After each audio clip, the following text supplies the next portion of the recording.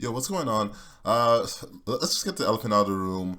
Whenever someone thinks about mono elements, or like, what happens if you fight against, cryo slimes or pyro slimes, for mono pyro or mono cryo, those type of teams are always like, what if you fight against those? All right, why don't we just get that out of the way and see what happens? As you can see, the only time Shenhe is ever going to do damage is the physical hits, and when Kazuha does his animal hits. That's the only time in a mono pyro team you're going to actually get damage.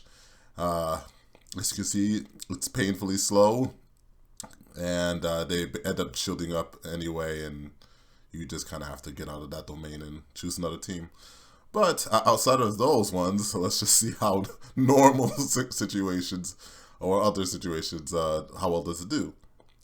And for these tests, I wanted to use Aloy because, she's not exactly the strongest. So let's just see how strong can Shenhe make her. So as you can see, Shenhe is able to, she's boosting both Kazuha as well and Diona, as weak as Diona is, but, and significantly boosting out Aloy as well.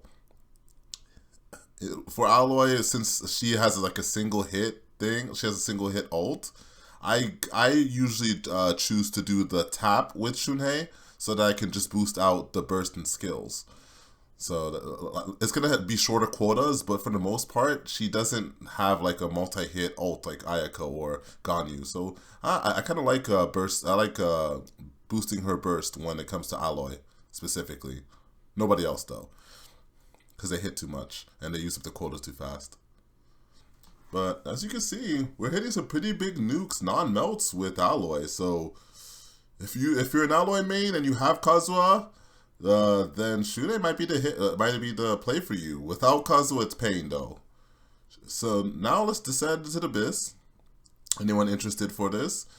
And so we're not going to use the conventional teams that you would think Shenhe would be teamed up with, right? Like Ganyu or Ayaka, or even Kaya or Rosaria, because those two hit pretty hard as well.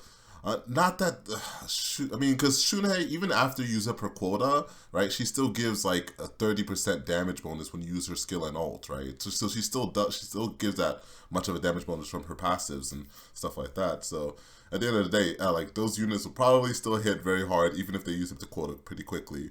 So I was like, let me try to find one of the weakest cryo units other than Chi-Chi, right?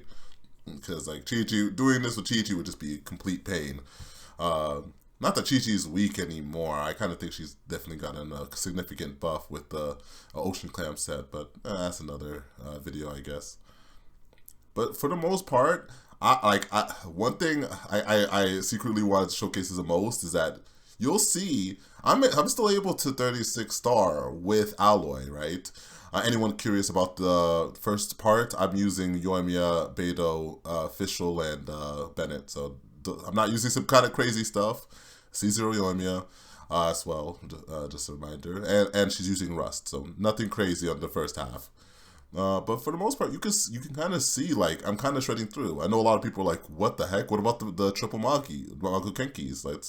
We'll see real quick. But one thing I wanted to showcase is, like, because especially in this abyss, it's kind of hard, which is one reason I don't really like showcasing new units in the abyss that's like following their release, because for whatever reason, MiHoYo feels like using this as like using the abysses as an advertisement, which I'm like, oh, that's great, thank you. I just wanted to test them out in a regular abyss, or like a common abyss.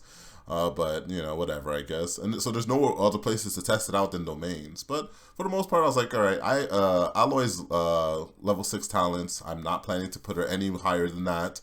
And she's pretty weak. She's permanently C0 for all we know. So I was like, all right, I think it's fair. It's fair to kind of showcase Shenhe's powers in this abyss type of thing with Aloy. And for the most part, it's pretty, it's without Kazuha, I don't see this happening. I really don't see this happening, because you really kind of need the bombs to like be like pulled up together by him. So that's some of the biggest parts.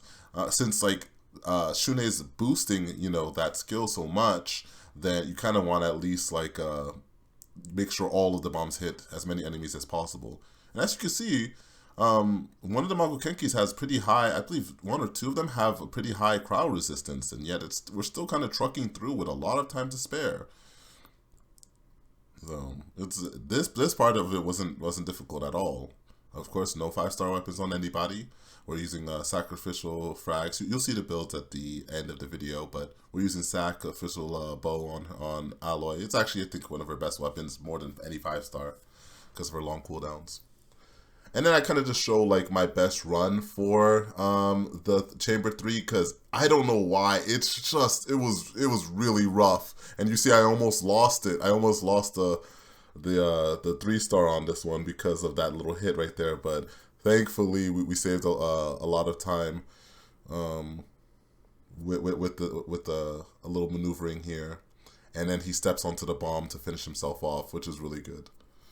So, yeah, as you can see, she boosts. If you're an Aloy main with Kazuha, maybe this will finish your mono cryo team. I showed in the beginning of the video how the weaknesses of it, right? So just keep that in mind.